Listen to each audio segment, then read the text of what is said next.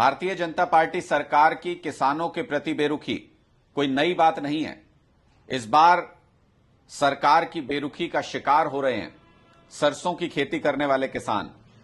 अंबाला और कुरुक्षेत्र में किसानों की फसल तैयार हो गई है, लेकिन जब वो बेचने के लिए मार्केट में पहुंचे तो पता चला कि एमएसपी से 500 रुपए कम दाम उनको मिल रहा है और वो बेचने के लिए मजबूर हैं, क्योंकि सरकारी खरीद अभी तक शुरू नहीं हुई है।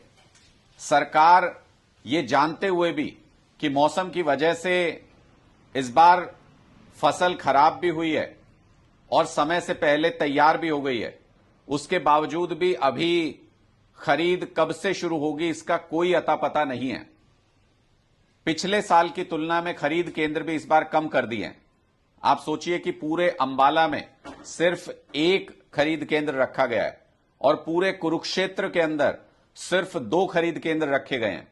यानी ना तो किसानों को सहूलियत दी जा रही है और देर करके, खरीदी में देर करके किसानों को ओपन मार्केट में अपना प्रोड्यूस कम दाम पर बेचने के लिए मजबूर किया जा रहा है। एमएसपी से 500 रुपए कम तक में किसान अपनी सरसों की फसल बेचने के लिए मजबूर है।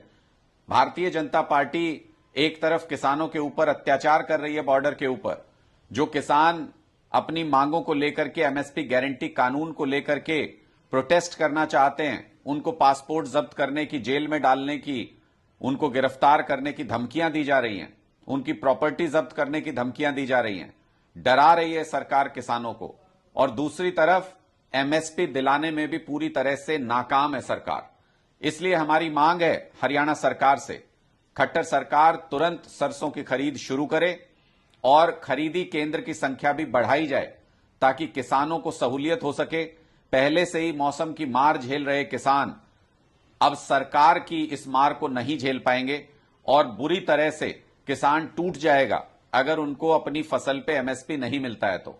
इसीलिए तो एमएसपी गारंटी कानून मांग रहे हैं खट्टर साहब किसान। इसीलिए तो मोदी जी से एमएसपी गारंटी कानून मांग रहे हैं, क्योंकि सरकार की नीयत ठीक नहीं है किसानों के प्रति।